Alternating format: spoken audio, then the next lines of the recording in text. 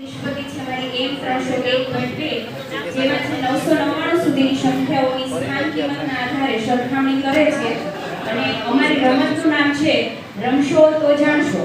બરાબર. આની અંદર અમે જે પત્તા રમીએ છીએ ને આપણે સાતમ આઠમ એ જ રીતે ત્રણ પત્તા બનાવેલા છે. એકમ, દશક અને સો. ત્રણેયનો કલર કોડ અલગ અલગ રાખેલો છે.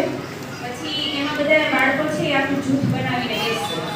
પછી એકમના જૂથમાંથી એક એક પત્તું બધાને આપશે. હેલા મામા બંધ બાજી હેલ જો અને મામા નું પત્તું છે ઈ બધાને એક એક હા બંધ બાજી કે હા બોલાવતા નહીં કોઈ. હવે ત્રણેય બધા બાળકો પાસે ત્રણ પત્તા આવી ગયા છે. એકમ, દશક અને સો. બધાય બાળકો છે પોતપોતાના પત્તા ચેક કરશે. મારે એકમના સ્થાનમાં જો જોવું છે કે એક છે તો એકમના સ્થાનમાં એક જ છે પાછળ. બરાબર. એટલે પેલા અંકના ખાનામાં મૂકશે ને બીજું મૂકશે અને ત્રીજું પત્તું છે 5. એની સ્થાન કિંમત પાછળ લખેલી છે 500. તેને આ રીતના ગોઠવશે અને પોતાની સંખ્યા બોલશે. મારે 561 સંખ્યા બને છે. બરાબર. આ રીતે બધા બાળકો છે પોતપોતાની સંખ્યા કઈ બની ઈ જોશે. બરાબર. હવે એમાંથી પૂછશે આપણે સૌથી મોટી સંખ્યા કઈ. આની અંદરથી આપણે ચડતો ક્રમ અને ઉતરતો ક્રમ પણ બનાવી શકશું. બરાબર. સૌથી મોટી સંખ્યા કોને છે તો આપણે 900 થી સ્ટાર્ટ કરીશું.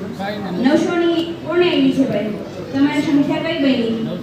999. બરાબર. આ ભાઈ છે પેલા તમે ઊભા થઈ જીતી ગયા 900 છે. ઠીક છે. 900 માં બે સંખ્યા છે. બરાબર. એક 999 છે અને તમારી પેલો કહેવાય કે મારે ત્યાં 900 છે મારી પાસે હા એટલે એનાથી ઉત્તર 800 માં છે 844 એક જ છે. બરાબર. એટલે 3 નંબર ઉપર જશે. બરાબર. હવે અમે બધાને નહીં ઊભા કરીએ એટલે તમને ખ્યાલ આવી ગયો છે કે આ ચોથો ક્રમ અને ઉત્તરતો ક્રમ થઈ ગયો છે. એ 6 છે. બરાબર. સેકન્ડ નંબર ઉપર છે તો એની સ્થાન કિંમત 60 જ થશે. બરાબર. આ રીતે અમે પત્તાથી ખબર નહીં પડે કે આપણે ભણવા બેઠા છે. બાળકોને ક્યારે મજા આવે દરેક બધાની પ્રવૃત્તિ એક સાથે મળતી આવે પણ એક કડી ગાય અને આપણે બાળકોને મજા કરાવશું. દુનિયામાં મારું કોઈ નતું તેથી અમારું ગણિત હતું. એટલે છોકરાઓને એક ગીત નતું હે તેથી કોઈ નતું તેથી એકમ દશક હતો. ભાઈ થોડી આપણી કરીને મેળવી અને સંખ્યા લગાવશે અને એક બોર્ડમાં આપણે લખતા જશું અને એ બાળકોને પોઈન્ટ આપી અને થોડાક પ્રોત્સાહન કરશું. એટલે એક ગ્રુપ બીજા ગ્રુપને જોડે અને કે ભાઈ 300 રૂપિયા આપ્યા છે કે 400 રૂપિયા આપ્યા છે તો એ બાળકો સમજી શકશે. અહીંયા 10 ની નોટ આપશું.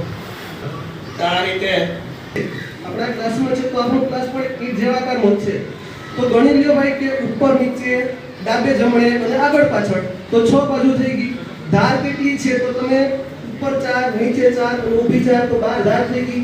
ખૂણા તમને સામે જ દેખાય છે કે ભાઈ ઉપરના 4 ખૂણા નીચેના 4 ખૂણા. તો આવી રીતે એને કોઈ પણ વસ્તુ યાદ રાખવાની જરૂર નથી. અનુભવથી પણ શીખવી શકીએ. આ અમારો મુખ્ય હેતુ. ધાર, ખૂણા અને બાજુઓ. એના સિવાય એક વસ્તુ એ છે કે ભાઈ ઈંટમાં 6 બાજુઓ છે તો આમાં દર્પણ રાખ્યું છે અને ક્ષમતા છે દર્પણ આકૃતિ ઓળખે છે એમ 511 પણ છે.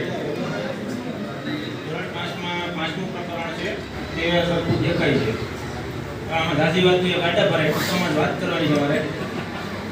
દર્પણ આકૃતિ બાળકને ઓળખતા શીખવવી હોય તો આવી રીતના ડીએનઓમાં બનાવી અને એનો અડધો ભાગ છે આપણે આવી રીતના ડિસ્પ્લે કરીએ અને બાળકને અનુમાન કરવા માટે કહીએ કે એના ઉપરથી આ કયો અક્ષર છે તો કયો મૂળાક્ષર છે તે જોઈ અનુમાન કરીને પણ કહી શકીએ.